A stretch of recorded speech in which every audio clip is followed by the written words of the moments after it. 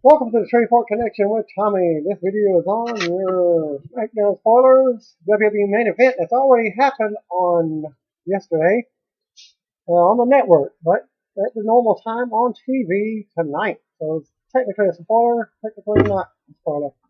It was 1 year ago today that William Moody, aka Paul Bearer, or Percy Pringle III, died at the age of 58.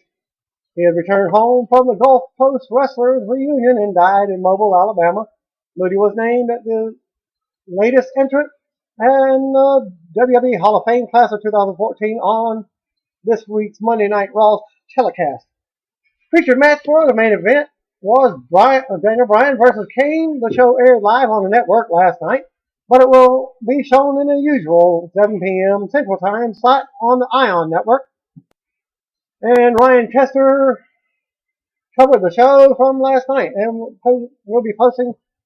I'll be redoing his comments on the show. So if you're interested in following, stay tuned for a few more seconds and you'll hear the results from that show. Rob Van Dam is in the latest guest of Chris Jericho's podcast. The second part of Stone Cold's interview is with the WWE legend William Regal debuting on Tuesday. The new Ross Report podcast features Mauro Ranallo. The new 30 Years of WrestleMania podcast features Bret Hart, and you will find all those interviews on podcast1.com. WWE star Sheamus is scheduled to appear at the Wizard World Comic Con event in Sacramento on Friday from 4:30 to 7:30. He will be taking part in a panel from 6:45 to 7:30.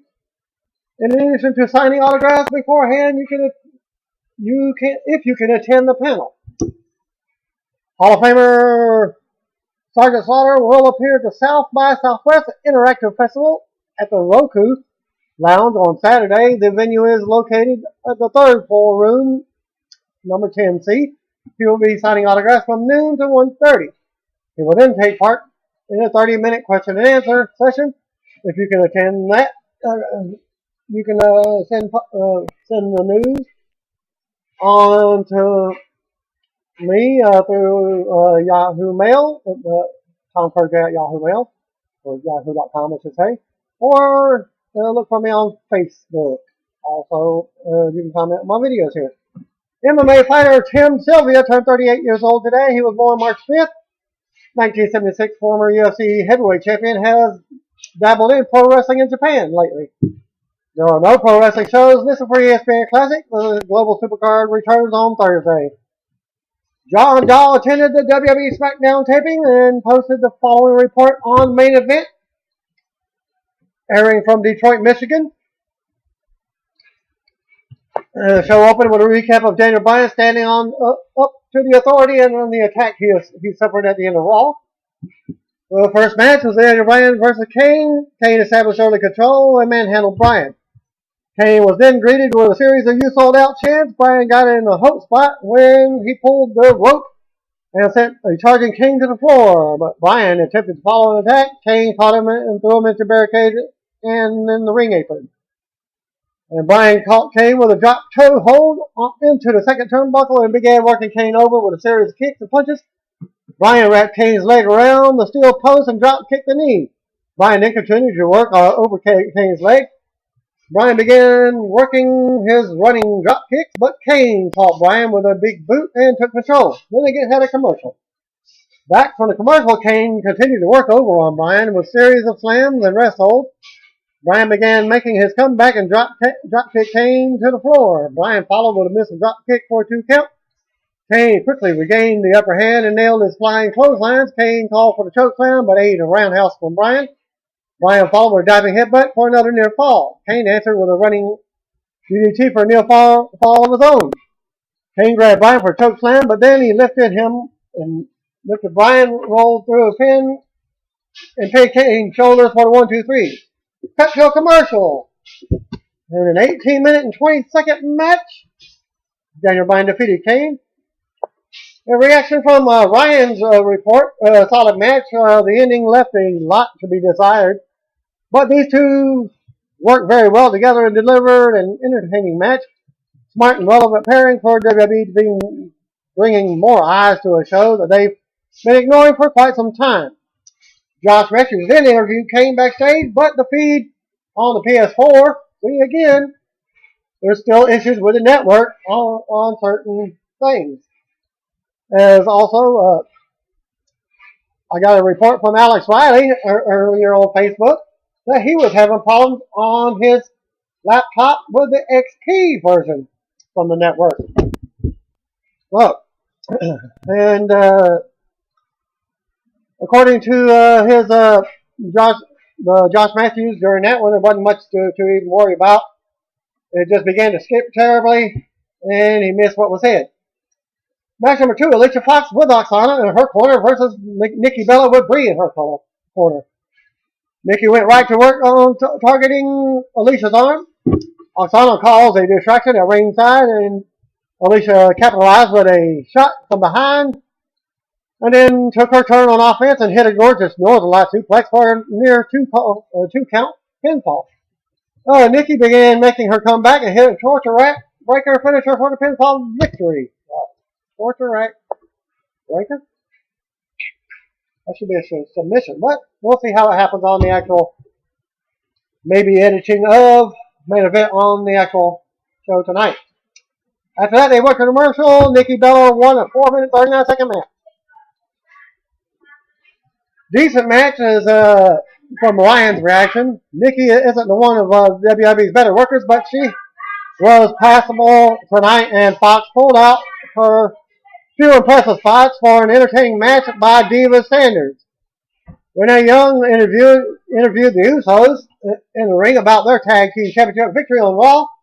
They said the winning the belts hadn't sunk in yet, but they knew the former champions wouldn't be happy about their victory. The New Age Outlaws quickly interrupted, and the segment made their way into the ring. Road Dogg mocked Detroit and said he had a feeling of awe for standing in the ring with the luckiest boys in the world.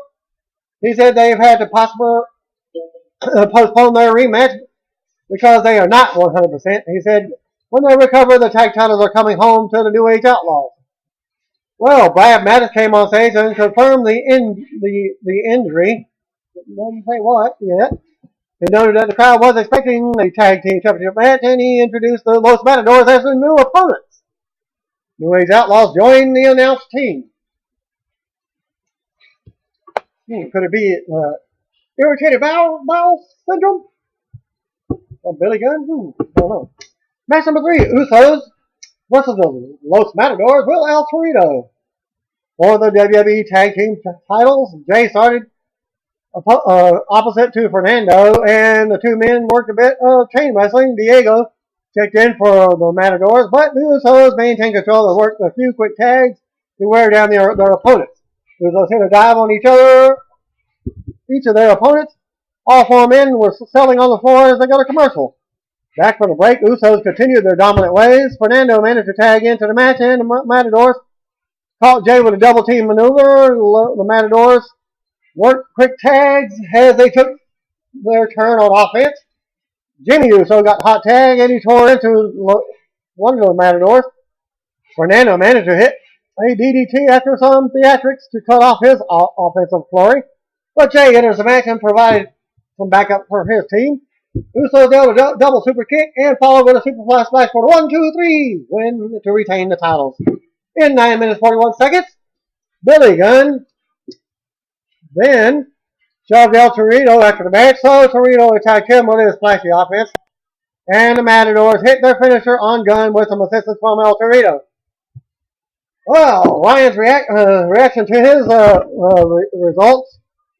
This was the match of the hard-to-differentiate tag partners. Overall, a solid tag main event, but the dual babyface aspect undercut it quite a bit, and simply was no heat on either team, and the titles being on the line gave away the ending, considering this was a replacement match, and the Usos just captured the title. A very good addition to the main event. Solid matches throughout, and only one minor technical glitch throughout the entire broadcast, which was not much because who wants to listen to Josh Matthews anyway? Well, SmackDown, shut your mouth. Views of the for SmackDown. Spoilers. Airing on this Friday on the 7th of March. Batista opens the show, talks to Smack. Daniel Bryan came out, talked to Smack of his own, totally made fun of him. Pretty fun stuff, including making fun of the skinny jeans. Kane comes out, and him and Batista put the boost to Bryan. Big Show comes out to even up the score for a big pop and the save. Vicky Guerrero came out and made it a tag team match for the main event. Maximum Order Christian defeated Dolph Ziggler. Alberto was on commentary. The crowd was super flat for the whole entire match. Christian won with a little assistance from Del Rio. Match number 2, Natalya defeating Eva Marie. Natalya and Eva Marie defeated AJ Lee and Tamina. Eva Marie is horrible. Natty got the win over AJ with a sharpshooter, like she should, and rightfully deserves. WWE Tag Team Champions, the Usos defeated Curtis Axel and Ryback. The Ryback Fools. I swear I heard crickets since the crowd was so quiet in the match. The Usos won very easily. The Shield came out next, minus Seth Rollins. Dean Ambrose gave a long speech questioning his commitment. Rollins came out to the traditional way and said that he did what he did for the betterment of the Shield. Ambrose slapped him. Rollins said he hopes he felt better and gave Ambrose a full face of fist. Then said Ambrose gets a free shot, which he took. All was forgiven as they all put their fists in the middle still. Even with a sign of solidarity, shit is going to hit the fan soon enough. Match number 4. Sheamus beat Alberto Del Rio. Kids love Sheamus. This was the match we've all seen 100 times with Sheamus getting the win. The Wyatt cut a backstage promo on John Cena. Match number 5, Intercontinental Champion defeated Big E. Defeated Jack Swagger.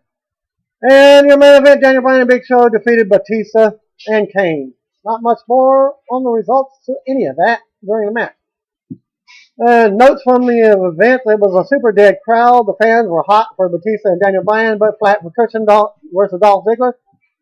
The Usos versus Ryback, and the obligatory Divas match, and Sheamus versus Del Rio. They popped hard for the Shield, but overall, it's a super dead crowd. And that concludes my SmackDown spoilers and your WWE main event for this week. Thanks again. Stay tuned for a late Raw results. Thanks again. Peace out.